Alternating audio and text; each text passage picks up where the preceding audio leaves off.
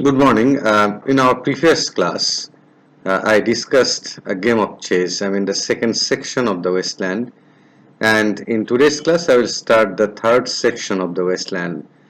Now, in the second section, what I explained, or I would rather say what Eliot focuses on the second section of the Wasteland, is basically the degenerated state of modern civilization in terms of their moral degeneration and in terms of their physical degeneration.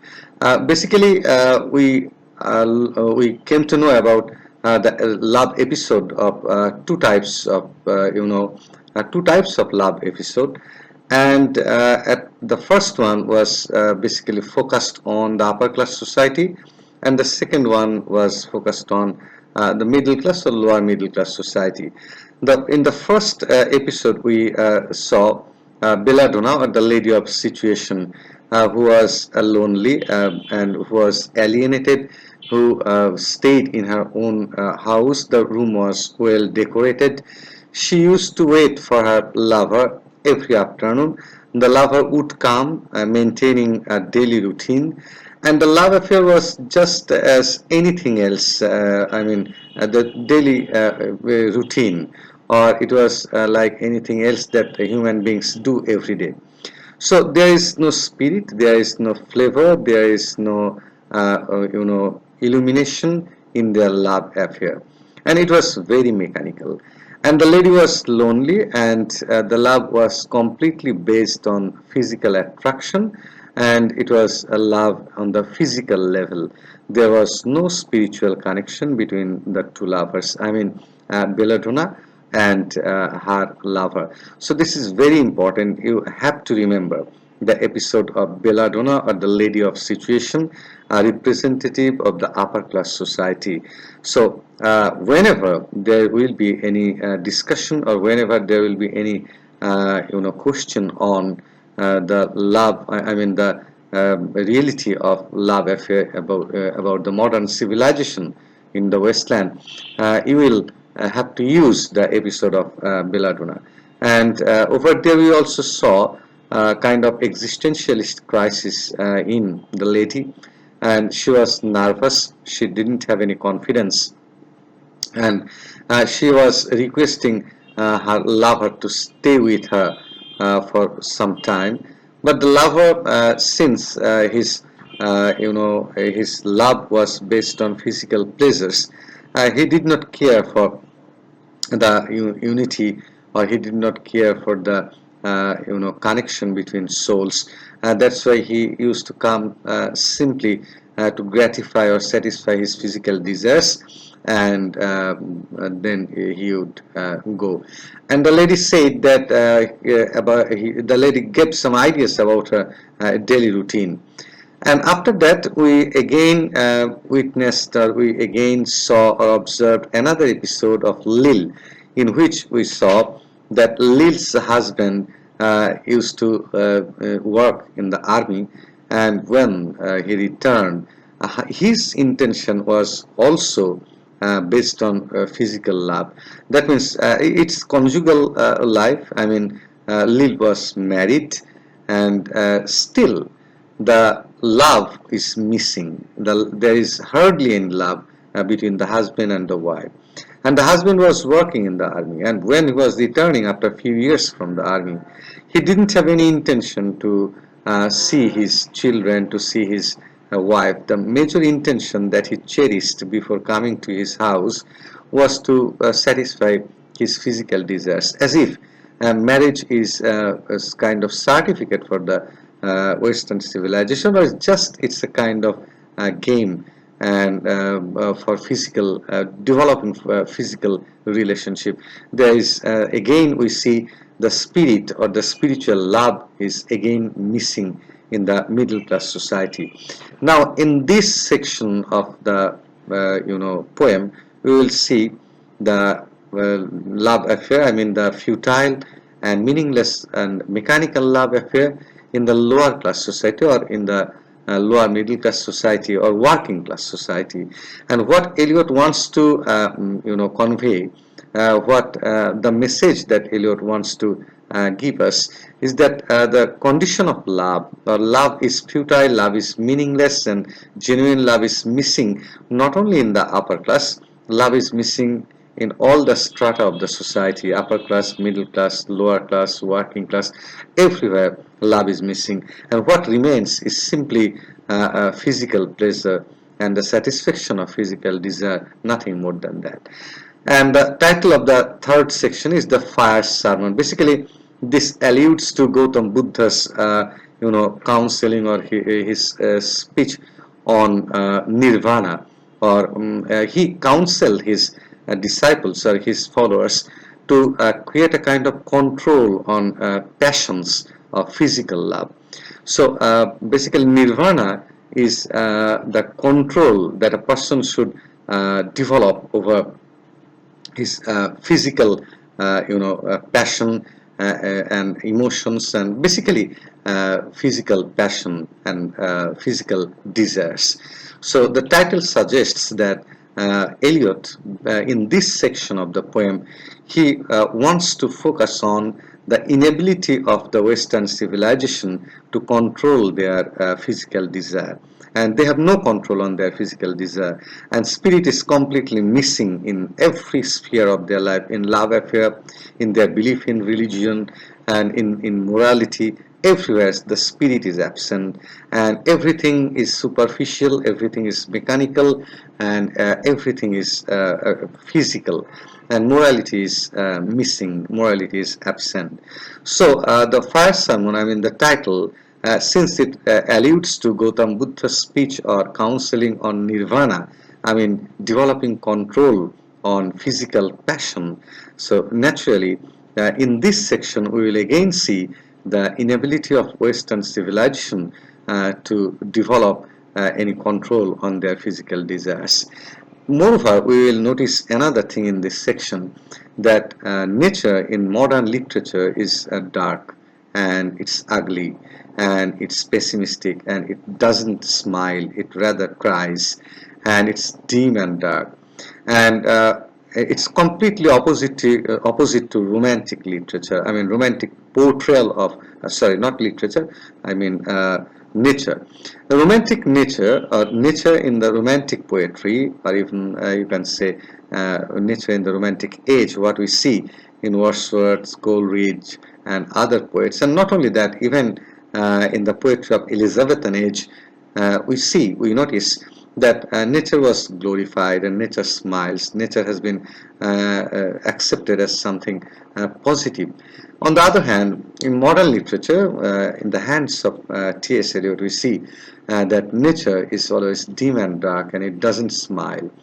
And let's read the first few lines. The river's tent is broken. Now this river is completely opposite to the river that we witnessed in the poems of Wordsworth and other romantic poets, and even in Edmund Spenser. In this first section, Eliot basically alludes to the marriage song of Edmund Spenser.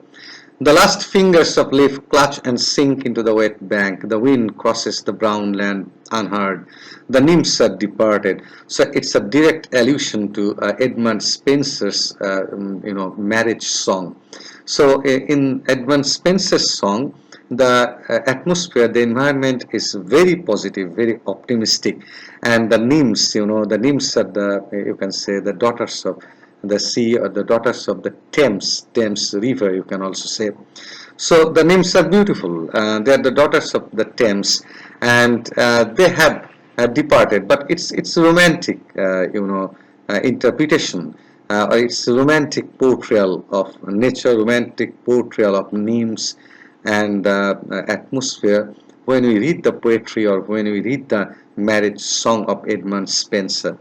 But Eliot makes a contrast between Spenserian marriage song and the poem he is writing. He makes a contrast between nature that Edmund Spenser portrayed in his marriage song, and T.S. Eliot is portraying over here. The nymphs are departed. Now the nymphs in Eliot's poem here are not the nymphs of the marriage song composed by Spencer. Those names were basically pure, they were beautiful, they were chaste, but the names over here in Eliot's poem are basically the names are girls who are not bad, and their characters are not good. The girls who you know are basically they are known as call girls. Sweet Thames run softly till I end my song. The river bears no empty bottles, sandwich papers, silk handkerchiefs, cardboard boxes, cigarette ends, or other testimony of summer nights.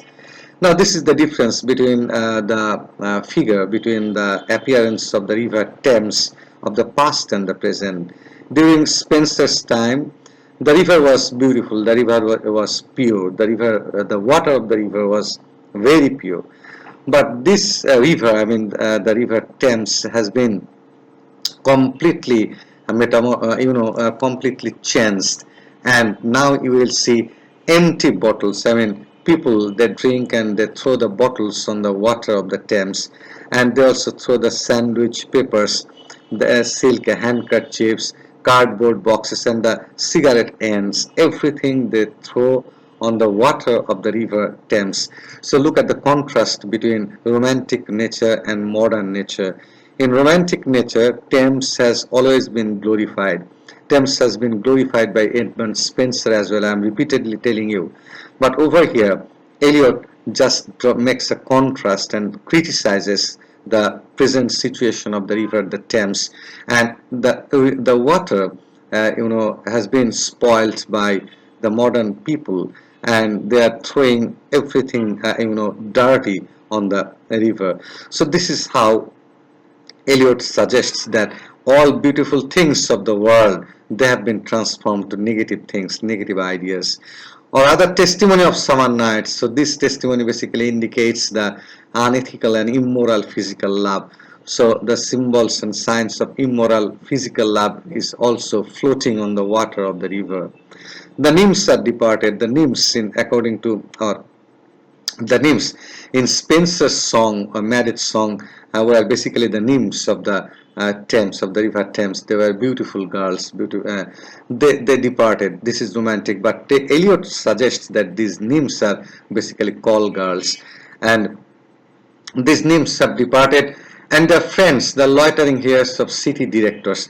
And not only the nymphs have also their directors and their pimps, basically uh, departed, have left no addresses. And you know that this kind of girls who are involved in this sort of immoral profession, they have no address. So naturally these girls don't have any address, and their directors, I mean the pimps, they also don't have any address, and they have departed. So you can easily guess that how T.S. Eliot makes the comparison and contrast between the past and present. By the waters of Leman I sat down and wept. Now you can remember that Tiresias is the speaker and he is the observer, and Leman is the lake in Geneva. By the waters of Leman I sat down and wept. Sweet Thames, run softly till I end my song. Again, Tiresias says that sweet Thames. This is Tiresias, and this is also the girls or the speaker. You remember one thing I told you, that Tiresias is someone who is a character who can tell the past, who can tell the present, and who can tell the future. So Tiresias is talking about Thames and requesting Thames to run softly like the nymphs or like the girls of Spencer's marriage song. Sweet Thames, run softly, for I speak not loud or song, but at my back in a cold blast I hear the rattle of the bones, and chuckles spread from year to year. A rat crept softly through the vegetation, dragging its slimy belly on the bank. Now you can again see, you can again notice that how dirty the river Thames has become. And what about the condition now. What about the speaker? The same speaker, the same Tiresias. This Tiresias was present at the time of Spencer, and Tiresias could see everything with at that time. And at that time, everything was romantic, everything was beautiful. But now, when Tiresias looks at the situation, he can hear the rattle of bones. The rattle of bones means the sound of bones, and chuckle spread from year to year. A rat crept softly through the vegetation. So the imagery, look at the imagery. Here he creates an imagery of a rat. The rat is creeping softly through the vegetation, dragging its slimy belly on the bank. So the imagery of rat suggests that it's completely opposite to romantic atmosphere, completely opposite to romantic portrayal of nature. Everything is dirty. The river has become dirty. The place has become dirty. Nature has become dirty. And the lake has lost its glamour. The river Thames has lost its glamour. The river has lost its purity, its sanctity. Everything is dirty. While I was fishing in the dull canal, or on a winter evening round behind the gas house, musing upon the king my brother's wreck, and on the king my father's death before him. Now, two allusions have been used over here. One allusion is the fisher king. Fisher king was fishing in the dull lake, and the dull canal. It suggests that there is no possibility of regeneration. Everything is sterile. There is no possibility of fertility, and that's why the line "while I was fishing in the dull canal" has been used. On a winter evening, round behind the gas house, musing upon the king my brother's wreck, and on the king my father's death before him. Now, these lines indicate or allude to the play Tempest. I discussed it earlier that Ferdinand thought that his father drowned in the sea, but basically his father didn't drown. So the image of water has been used over here. The metaphor water has been used over here.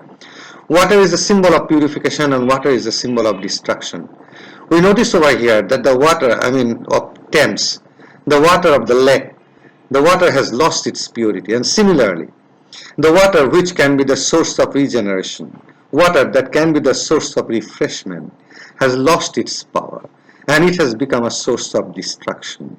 So instead of refreshing human beings, the water is now working as a destructive force, and it is killing people. And look, I am again telling you that nature has been used from completely negative point of view. And everything what Tiresias observes here, everything is dark and everything is dim. White bodies naked on low damp ground, and bones cast in a little low dry garret, rattled by the rat's foot. Again and again, the image of rat has been used. Year to year, but at my back from time to time I hear the sound of horns and motors which shall bring Sweeney to Mrs. Porter in the spring. And again, the line alludes to the poem To His Coy Mistress by Andrew Marvell. But at my back from time to time I hear. So what Andrew Marvell heard in the poem, or the lover in To His Coy Mistress heard in that poem, that time was chasing. But over here, instead of time, what kind of time we see? The sound of horns and motors. Instead of time, we see the sound of horns and motors are chasing. So it suggests a kind of mechanical situation. It suggests completely mechanical situation of the Western civilization. Oh, the moon shone bright on Mrs. Porter and on her daughter. They washed their feet in soda. So it again, refers to the aristocratic, artificial modern society, who are always busy in pedicure and in doing other sort of things. And what it suggests that they are rather busy in enhancing their external beauty. They are busy in enhancing their physical beauty, but they are unwilling to enhance their moral beauty. Tweet, tweet, tweet, jug, jug, jug, jug, jug. That's so rudely forced to you. Again, jug, jug means completely physical love. So nothing extraordinary. Unreal city, London, I said.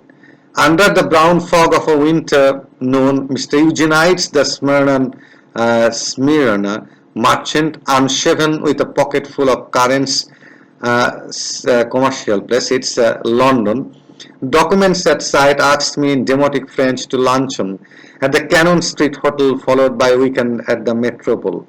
So Cannon Street Hotel and Metropole, they also suggest the place in the city which is popular for the hotels which are very cheap hotels, and hotels which are basically used for immoral purposes. And here we see a kind of physical connection or physical affair which is completely forbidden in terms of morality and in terms of from every perspective. This person, I mean, was proposed by another male person to make love. So you can easily gauge that the love affair between male and male is completely forbidden everywhere. It's completely forbidden in religion. It's completely forbidden in morality. So Eliot shows that the modern human beings or the modern civilization, the people of the Western civilization, and I'm talking about the Western civilization. So the people of the Western civilization, they have degenerated to such a state that they are making love with the same gender. So this is completely immoral activity on part of the Western people. So Eliot again explores the hollowness and the degenerated state of people of modern civilization. Now, at the violet hour, when the eyes and back turn upward from the desk, when the human engine waits like a taxi throbbing waiting, I, Tiresias, though blind, throbbing between two lives, old man with wrinkled female breasts, can see at the violet hour, the evening hour that strives homeward and brings the sailor from sea. Now again, Eliot is creating a kind of situation. He is, comparing human beings with taxi throbbing waiting. When Eliot is comparing a person with a taxi throbbing waiting, with the machine of a taxi, you can easily gauge that when a human being is compared with the machine of a taxi, so what about the situation? What about the condition of people in that society? So what I discussed in today's class, I will take again class the day after tomorrow. But since things what I discussed in the previous class and things what I discussed so far in this class, these are basically the main points, or these are basically the main area in the Westland which you have to remember for answering questions in the examination. I discussed the episode of Madame Sosostris. That episode is important. Then I discussed the episode of a lady of situation, I mean Belladonna, the aristocratic lady. Even I discussed in today's class. That lady indicates, that lady represents the modern society of the Western civilization. So you have to remember Belladonna, or that lady. And again, I also discussed Lil, I mean the middle class society. And in every sphere of the society, what we noticed, that the people have lost their faith in religion, they have lost their faith in morality, and by love they understand only physical love, because their life is completely mechanical, and they have no relationship with religion, I mean Christianity. They have no relationship with morality, and their love affair is so mechanical that they cannot make any connection between the souls. And these Western people have degenerated themselves to such a state that they have started making love between the same gender. So this is the condition of the Western civilization. And we will read about another love affair in our next class, I'm not going to explain this love affair in today's class about a typist girl. I would rather request you to read this few lines so that you can understand my class in the next Wednesday. So in that class, I will explain the what about the love affair, what about the condition of love in the lower class society or working class society. You will see that the situation is same. So what Eliot suggests that the condition of people in terms of religion, in terms of morality, in terms of love, in terms of trust, in terms of everything, from top to bottom, from lower class or working class people to upper class people, everywhere there is a kind of hollowness, there is a kind of mechanical lifestyle, there is a kind of degeneration everywhere, and there is no possibility of rebirth, there is no possibility of regeneration, and among the people of the Western civilization. And dear students, I have also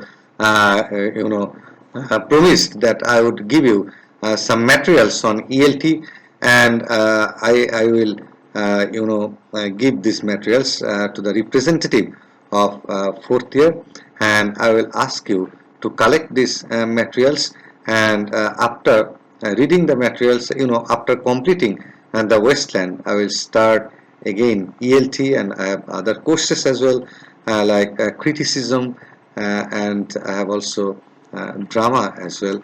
So in before, I will take 2 or 3 classes on the Westland, 3 classes at best, and before Eid vacation, I would like to complete the Westland, so that after Eid vacation I can start ELT and other courses. I mean criticism and other courses. So I will request you to attend those classes, and I have said that I will supply you with the materials of ELT. So till my next class, I would like to tell you to stay safe and stay at home. Thank you very much.